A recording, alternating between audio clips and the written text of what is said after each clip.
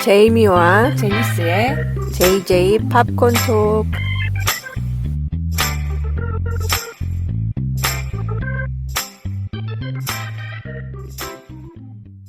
안녕하세요. 제이미입니다.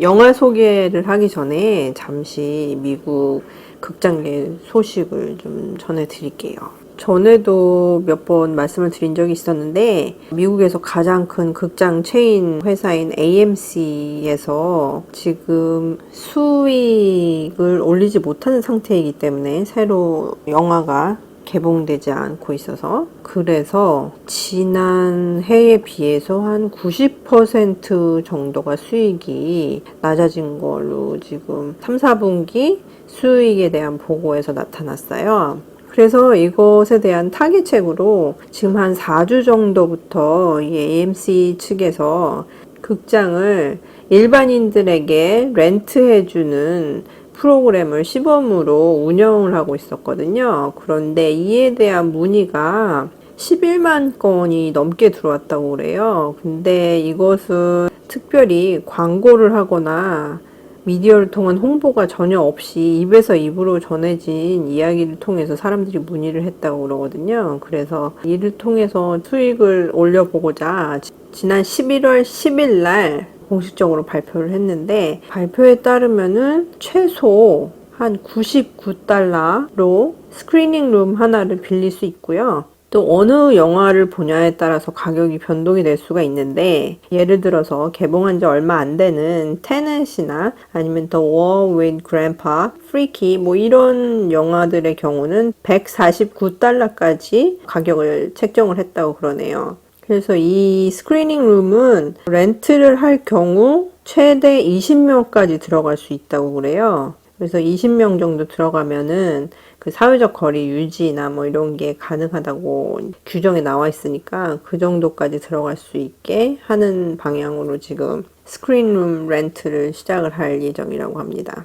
이 밖에도 극장가에 사람을 다시 불러올 수 있다고 예견이 됐었던 워너브라더스의 테넷이라는 영화는 지금 미국 내에서는 이제 더 이상 큰 수익이 나올 수 없다고 판단이 됐기 때문에 워너브라더스 측은 오는 12월 15일 날 테넷을 디지털과 DVD, 블루레이 쪽으로 이제 발매를 한다고 발표를 했어요. 그런데 이 발매 발표에 대해서 또 말이 나오고 있는데, 테넷이 12월 15일 날 디스크를 발매를 한다는 얘기는 일단 연말에 더 이상 수익을 올리지 못할 것이라고 예상을 하기 때문에 이런 결정을 했다고 그러거든요. 근데 이 가격에 대해서 의아해하는 사람들이 많죠.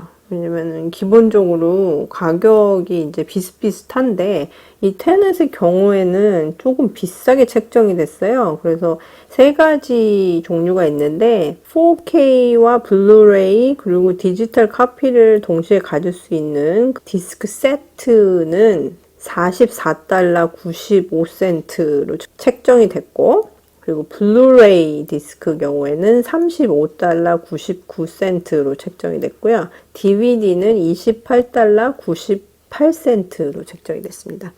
이 가격은 일반 다른 영화의 디스크 가격에 비해서 많이 비싼 편이거든요. 과연 이 돈을 내고 극장에 가서 보지 않았던 사람들이 이 영화를 볼지 잘 모르겠는데, 이 디스크를 판매하는 다른 소상인들, 리테일 가게들이 되겠죠. 그런 가게에서는 조금 소비자들을 위해서 가격을 낮게 측정하는 그런 세일 품목을 올리는 그런 경우도 있는데, 그 경우에는 이 소상인들이 그 차이나는 가격을 다 메꿔줘야지 되기 때문에 피해는 그쪽으로 들어가게 되는 거겠죠. 그래서 이 가격을 이렇게 높게 책정한 워너브라더스가, 그러니까 자기네들이 손해를 본 액수에 대해서 이런 식으로 DVD나 블루레이 판매를 통해서 메꿔보겠다고 하는 것 같은데, 글쎄요, 그 애매한 사람들이 오히려 피해를 보게 되는 게 아닌지 뭐 이런 생각도 해봅니다. 그리고 올해 개봉 예정이었던 블록버스터 영화들이 거의 대부분 2021년, 그러니까 내년으로 다 이동을 한 상태거든요. 근데 그래도 몇 개 정도 남아 있었던 영화가 있었어요. 그런데 그 영화들마저도 며칠 전에 내년으로 개봉 일정을 바꾼다는 발표를 했습니다. 그 중에는 어떤 영화가 있었냐면은 라이언 레이놀즈가 주연을 맡은 Free Guy, 이 영화가 원래 12월 11일 날 개봉 예정이었었는데 2021년 개봉으로 연기가 됐죠. 근데 정확한 날짜는 아직 정해져 있지 않은 상태고, 그리고 12월 18일 날 개봉 예정이던 에디 머피의 후속 작품이 되겠죠. Coming to America가 극장에서 개봉을 취소하고 아마존 프라임에서 12월 18일 날 소개가 되는 것으로 바뀌었습니다. 그리고 같은 날 12월 18일 날 개봉 예정이었던 케네트 브라나 감독의 Death on the Nile, 그러니까 나일강의 죽음이 되겠죠. 이 작품 역시 날짜는 정해져 있지 않지만 내년으로 개봉 일정이 연기가 됐습니다. 따라서 지금 연말에 개봉 예정이었던 작품 중에서 남아있는 영화들은 11월 25일 날 개봉 예정인 The Cruise, A New Age, 그러니까 애니메이션이죠. 이 작품하고 12월 25일 날 개봉 예정인 원더우먼 1984, 이 두 작품밖에 남지 않게 됐거든요. 근데 아무래도 이제 크루즈 경우에는 애니메이션이니까 이 개봉 일정을 조금 짧게 조정을 해가지고 그 다음에 이제 스트리밍 쪽으로 넘어갈 것으로 예상이 되고 있고요. 원더우먼밖에 남지 않았는데 원더우먼 경우도 조만간 며칠 안에 개봉 연기 소식이 나오지 않을까 이런 생각이 들어요. 그래서 말하자면은 2020년에 개봉 일정은 거의 이제 끝이 났다고 보시면 되겠죠. 이제는 내년 초, 그러니까 1월 달에 개봉 예정인 작품들도 점점 날짜를 옮기고 있는데 그 중에서는 아레사 프랭클린의 바이오픽이 되겠죠. 그러니까 전기를 담은 그 영화 리스펙트라는 영화가 1월 15일 날 개봉 예정이었었는데 내년 8월 13일로 개봉을 또 연기를 했다고 그러더라고요. 그래서 이런 식으로 연기되는 일정이 이제 1월로 또 이제 옮겨가고 있는 상태입니다. 자, 이렇게 간단하게 미국 극장가의 소식을 좀 전해드렸는데요. 글쎄요, 그렇게 좋은 소식을 전해드릴 수가 없네요, 요즘에는. 자, 이제 오늘 다뤄볼 영화에 대해서 이야기를 시작해 보도록 하겠습니다. 오늘 말씀드릴 작품은 두 가지인데요. 하나는 지금 애플 TV에서 보실 수 있는 소피아 코폴라 감독의 On the Rocks고요. 그리고 또 한 작품은 HBO Max에서 보실 수 있는 뮤지컬 콘서트 영화죠. 데이빗 버언스 American Utopia입니다.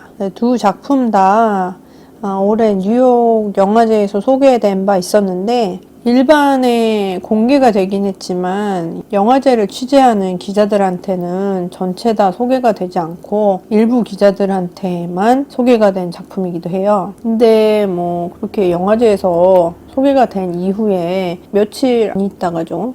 언더락스 경우에는 10월 23일 날 애플 TV에서 소개가 됐고 아메리칸 유토피아 경우에는 10월 17일 날 소개가 됐습니다. 그래서 오늘은 이 두 작품에 대해서 말씀을 드리려고 하거든요.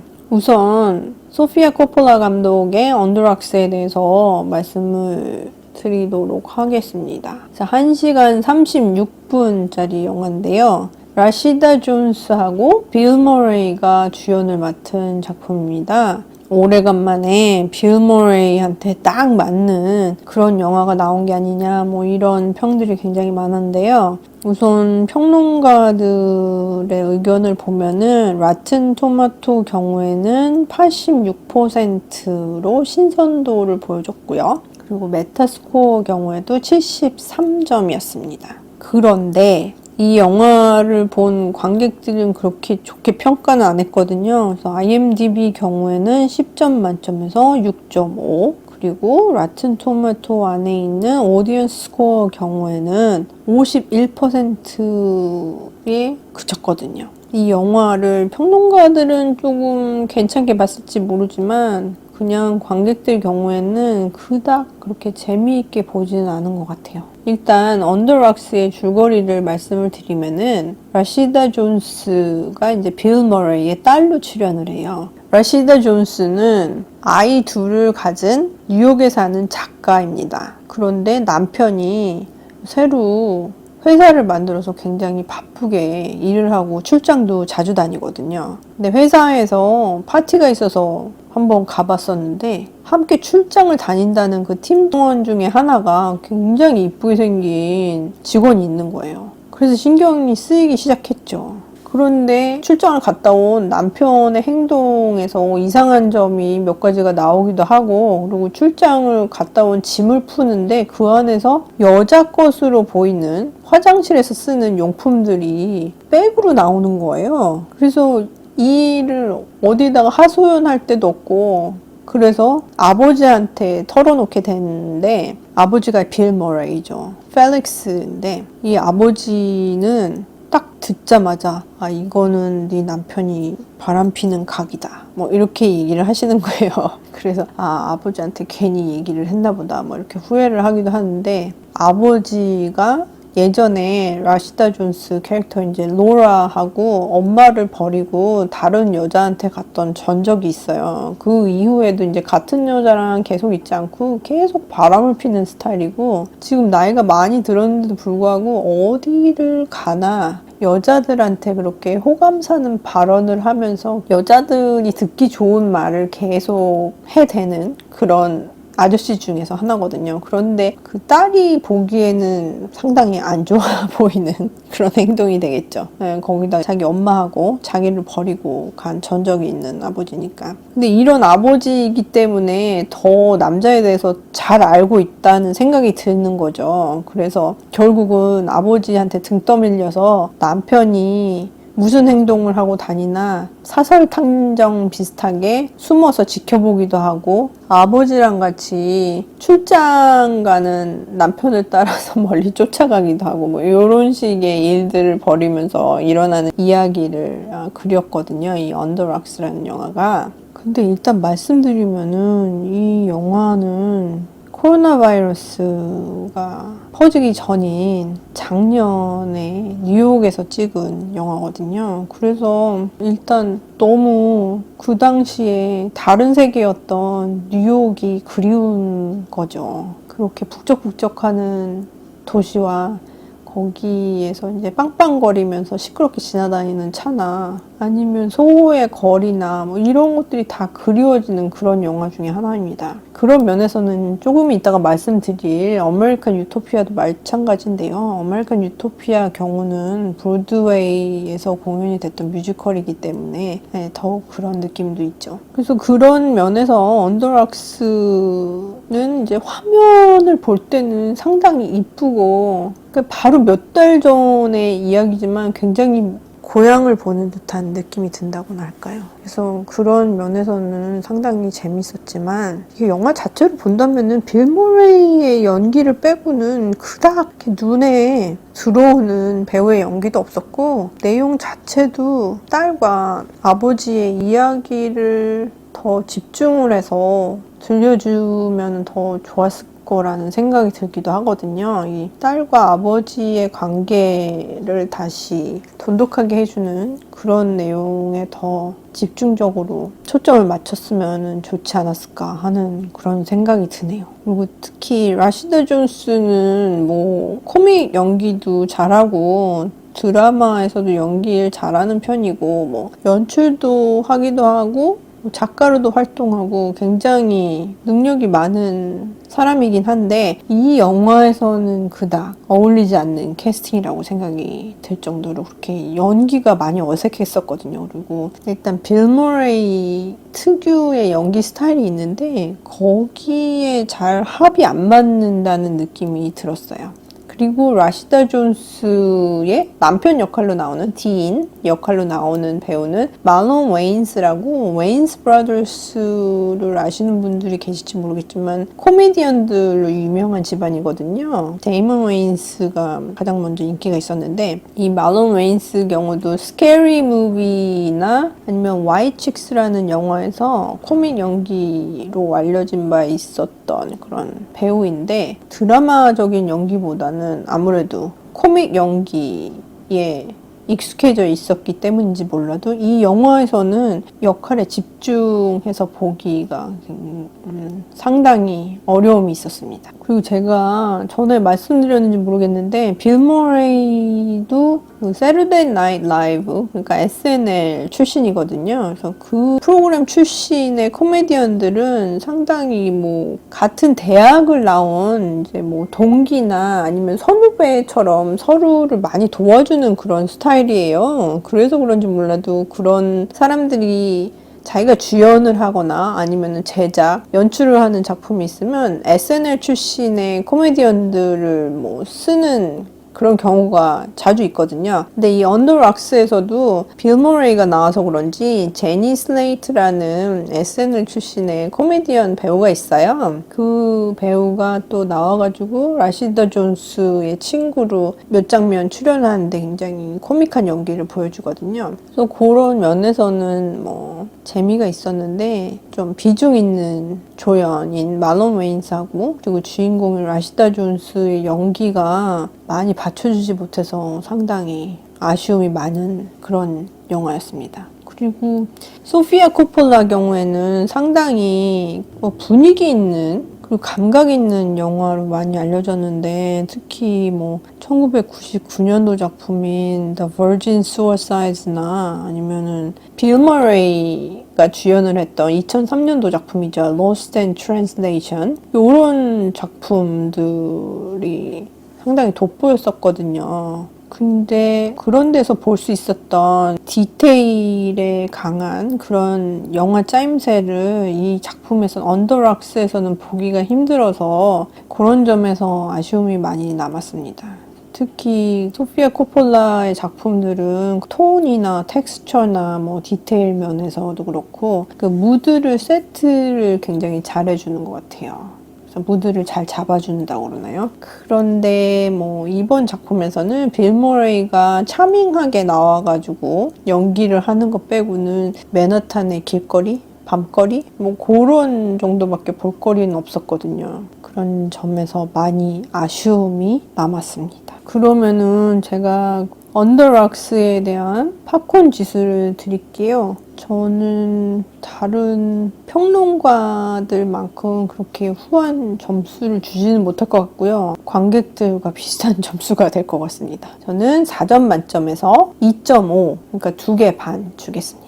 언더락스는 애플 TV 플러스에서 보실 수 있습니다. 자, 그러면 두 번째 작품 데이빗 버넌스 아메리칸 유토피아에 대해서 말씀드리겠습니다. 이 작품은 아까 말씀드렸다시피 HBO 맥스에서 보실 수 있는 브로드웨이 뮤지컬 콘서트 영화라고 볼 수 있겠는데요. 감독이 특이하게도 스파이크 리입니다. 스파이크 리 하면은 자기 작품을 굉장히 색깔 있게 만드는 감독으로 알려져 있는데 그 데이빗 버넌이 자기가 지금 뮤지컬로 공연을 하고 있는 아메리칸 유토피아를 영화 기획을 하면서 제일 먼저 떠올랐던 감독이 스파이크 리라고 해요. 굉장히 특이한 선택이네 이런 생각을 했었는데 평론가들도 비슷한 그런 궁금증을 가지고 있었나 봐요. 그래서 인터뷰하는 걸 몇 개 찾아봐도 다들 첫 번째 질문이 어떻게 하다가 둘이서 같이 일하게 됐냐, 왜 스파이크 리를 선택을 했냐, 뭐 이런 식의 질문들이 상당히 많더라고요.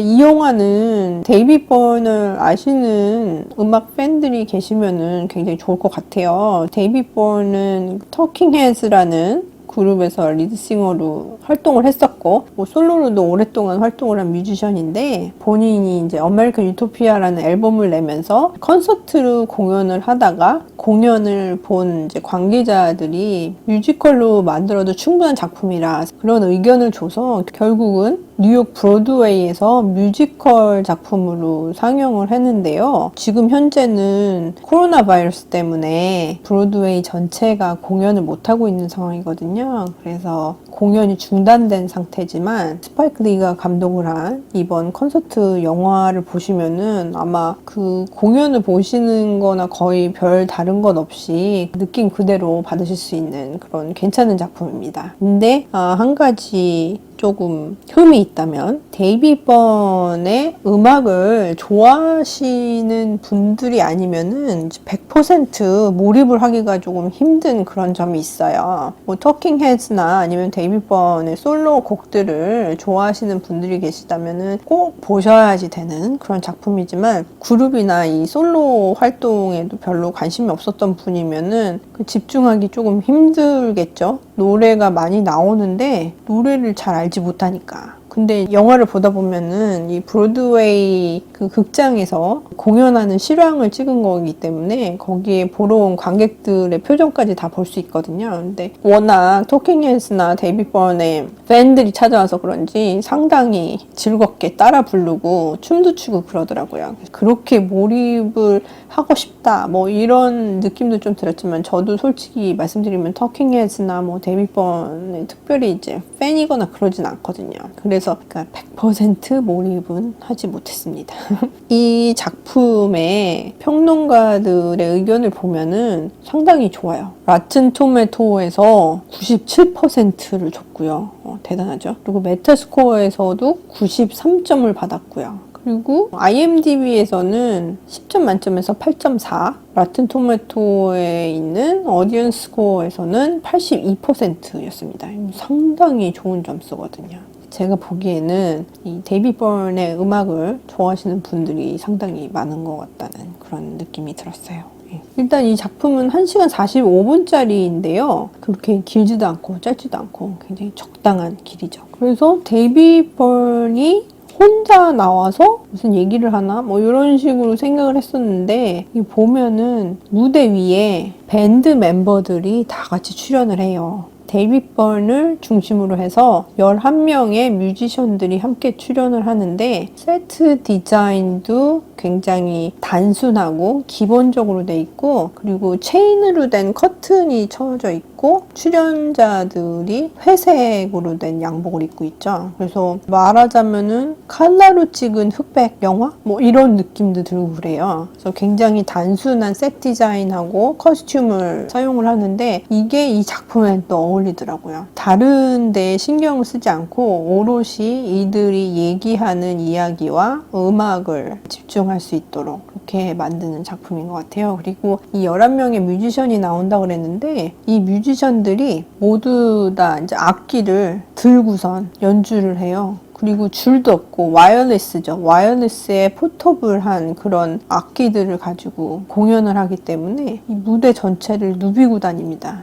이 12명의 사람들이 누비고 다니고 그리고 노래하고 데이비 번의 그 모노로그식의 이야기를 통해서 작품이 진행이 되는데 처음에는 사람과 사람 사이에 그 연결고리 같은지 기본적인 이야기에서 시작이 되는 것 같다가 이야기가 또 클라이밋 체인지로 바뀌었다가 그 다음에는 또 투표의 중요성에 대해서 이야기를 하다가 나중에는 경찰들이 행사하는 지나친 폭력에 대해서 비판하는 그런 얘기까지 흘러가거든요. 그래서 공연을 시작한 지는 한 거의 2년 정도 되는 것 같지만 상당히 시적절한 그런 작품이라고 할 수 있겠습니다. 이 중에는 그 데이비 번이 직접 만든 곡들이 대부분이긴 하지만 특히 한 곡은 자넬 모네가 2015년에 프로테스트를 하면서 쓴 곡이 있었는데 Hell You Talbot이라는 노래거든요. 그래서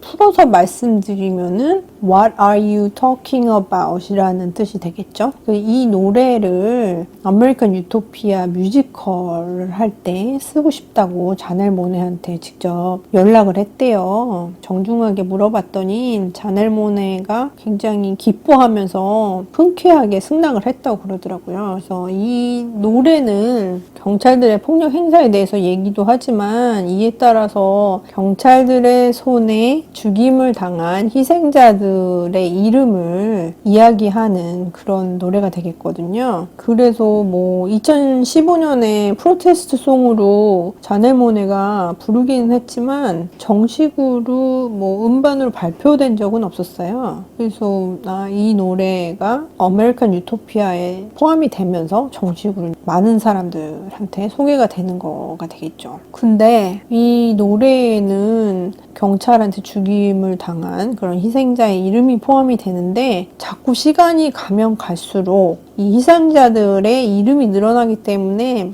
이 곡을 계속 업데이트를 시켰어야지 됐다고 해요. 굉장히 슬픈 이야기가 되겠죠. 더 눈길을 끄는 것은 이 작품을 감독한 스파이크 리가 워낙 이렇게 인종차별이나 흑인 인권 문제에 대해서 관심이 많은 그런 감독이기 때문에 이 곡에도 신경을 더 많이 썼는데 어떻게 했냐면은 이름을 단순히 얘기를 하는 것보다는 이 희생자들의 사진을 사용을 하게 했고, 그리고 더 나아가서 이 희생자들의 사진을 그 희생자들의 배우자나 아니면은 다른 가족들이 직접 들고선 찍은 사진을 보여주는 방식을 선택을 했어요. 보는 사람에게 더 임팩트 있게 다가오게 되겠죠. 그래서 이 노래를 포함한 이유가 보는 사람들한테 손가락질을 하면서 비난을 하거나 가르치려 하거나 이런 게 아니고 희생자들의 이름을 얘기를 하면서 이들이 존재했다는 것을 인지하고 어떤 일을 당했다는 것을 기억을 하면서 추모하자라는 의미에서 이 노래를 포함했다고 합니다. 그런 면에서는 이 노래가 전체 작품에서 가장 눈길을 끄는 그런 곡이 되겠죠. 그리고 인터뷰 내용을 들어보면은 데이비드 버니 스파이크 리하고 이제 오며 가며 알고 지내는 그런 사이였었는데 영화 제작을 이제 염두에 두기 시작하면서 이제 스파이크 리가 가장 먼저 생각이 났다고 그래요. 이 작품을 제대로 이해하고 표현해 줄 수 있는 사람으로 스파이크 리 감독이 생각이 났다고 그러는데, 그래서 이거 작품에 함께 참여할 생각 없냐 문자를 보냈더니 작품을 본 다음에 결정하는 게 어떻겠냐 이렇게 얘기가 나와서, 당시에는 브로드웨이까지는 못 오고 보스턴에서 공연을 하던 중이었었는데 보스턴까지 가서 토요일날 공연은 대체로 이제 2회를 하거든요. 브로드웨이에서도 마찬가지고. 그래서 토요일날 와서 낮에 공연을 보고 저녁 공연까지 본 다음에 백스테이지로 와서 데이비드 번한테 내가 감독을 하겠다 이렇게 결정을 했다고 그러더라고요. 스파이크 리는 첫 번째 장면을 보면서부터 이 작품은 내가 해야지 되겠구나 이런 생각이 딱 느껴진 그런 작품이라고 그래요. 그래서 그 얘기는 또 데이비드 번은 처음 들었다고 그렇게 얘기를 해가지고 서로 웃고 그러던데, 일단 이 아메리칸 유토피아에서는 스파이크 리의 작품이다 요런 식의 느낌을 받을 수가 없거든요. 그 얘기도 스파이크 리가 조금 하던데 인터뷰에서 이 작품 자체가 완벽하다고 생각이 들기 때문에 이것을 시네마틱하게 바꾸는 데에만 중점을 뒀다고 그래요. 이 작품을 오롯이 영상으로 전환시킬 수 있도록 여러 번 촬영 감독이랑 와서 공연을 계속 봤었고, 적어도 7번 이상은 봤다고 그래요. 그래서 단순히 여기저기에다가 카메라를 배치해가지고 공연 실황을 녹화를 하는 것이 아니라 제대로 보는 사람들도 집에서도 느낄 수 있도록 하는 데 많이 초점을 뒀다고 그러고, 직접 보면은 그 말이 맞는 것 같아요.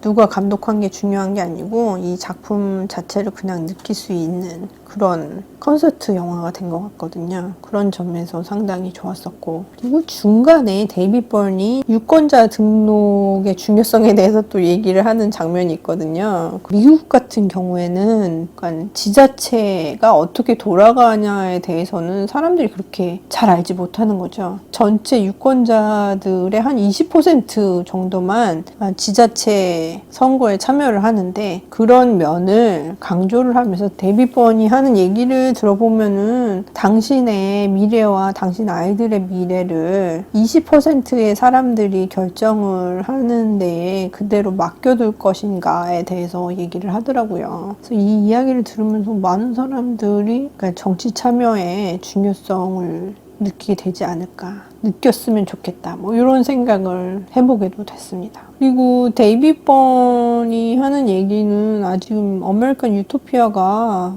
브로드웨이에서 공연을 하던 도중에 팬데믹 때문에 브로드웨이 공연이 더 이상 이어지지 못했다고 그래요. 그래서 기회가 된다면은 내년 여름이나 아니면 가을이라도 공연을 다시 했으면 좋겠다, 이렇게 얘기를 하더라고요. 직접 극장에 가서 봐도 재밌을 것 같긴 하지만 그런 기회가 없으신 분들이 많으시기 때문에 저도 마찬가지고 당분간 극장 가는 것은 굉장히 조금 힘들 것 같다는 생각이 들어서 그 대신으로 이 아메리칸 유토피아를 봐도 손색이 없지 않을까 하는 생각을 합니다. 특히 이 작품을 보면서 아까 언더락스에서도 얘기를 했었는데요. 이게 팬데믹이 퍼지기 전에 이야기이기 때문에 당시에 맨하탄의 모습이 좀 담겨 있거든요. 그래서 아메리칸 유토피아에서는 공연이 끝난 후에 이 데이비 번과 다른 뮤지션들이 자전거를 타고 공연을 하러 출퇴근하는 그런 길들을 보여줘요. 그래서 자전거 타고 맨하탄 길을 이제 가는 그런 모습도 다 담겨져 있는데 그 모습을 보면서 어찌나 이제 그립던지 예전의 맨하탄이, 예전의 뉴욕 모습이 참 그리워지는 그런 작품이었습니다. 그러면은 이 데이비 번스 아메리칸 유토피아도 팝콘 지수를 한번 줘보겠습니다. 맨 처음에 도입부에도 말씀을 드렸었는데 이 작품을 100% 즐기려면은 아마도 토킹 헤즈의 노래나 데이비 번의 솔로 곡들을 조금 아시는 분들이면 더 재밌게 보지 않았을까 하는 그런 아쉬움이 좀 남는데 그래도 상당히 좋은 작품이거든요. 그래서 팝콘 지수는 4점 만점에서 3점 드리겠습니다. 그러면 지금까지 언더락스와 데이비 번스의 아메리칸 유토피아를 이야기해봤는데요. 언더락스는 조금 추천드리기 좀 그렇고요. 아메리칸 유토피아는 한번 보시는 것도 좋을 것 같다는 생각이 들어요. 맨 마지막 장면에서 데이비 번하고 뮤지션들이 객석으로 내려와가지고 연주를 하면서 한 바퀴 도는 그런 장면이 있거든요. 극장을 한 바퀴 도는 장면이 있는데 그러면서 진짜 손뼉 치면서 같이 춤도 추면서 보는 관객들을 지켜보면서 극장에서 많은 사람들이 함께 그 감정을 공유했던 그런 기억들이 너무 그립다는 생각을 다시 한번 해봤습니다. 지금까지 오랜 시간 들어주셔서 감사합니다. 그리고 끝내기 전에 JJ 팝콘 토크를 어디서 들으실 수 있는지 잠깐 말씀드릴게요. 저희 JJ 팝콘 토크는 아이튠스와 사운드 클라우드에서 메인으로 들으실 수 있고요. 최근 에피소드는 유튜브와 네이버의 오디오 클립에서도 접하실 수 있습니다. 그리고 저희 에피소드가 새로 업로드 될 때는 인스타그램에도 저희 계정을 통해서 알려드리고 있거든요. 인스타그램 계정은 JJ_팝콘_토크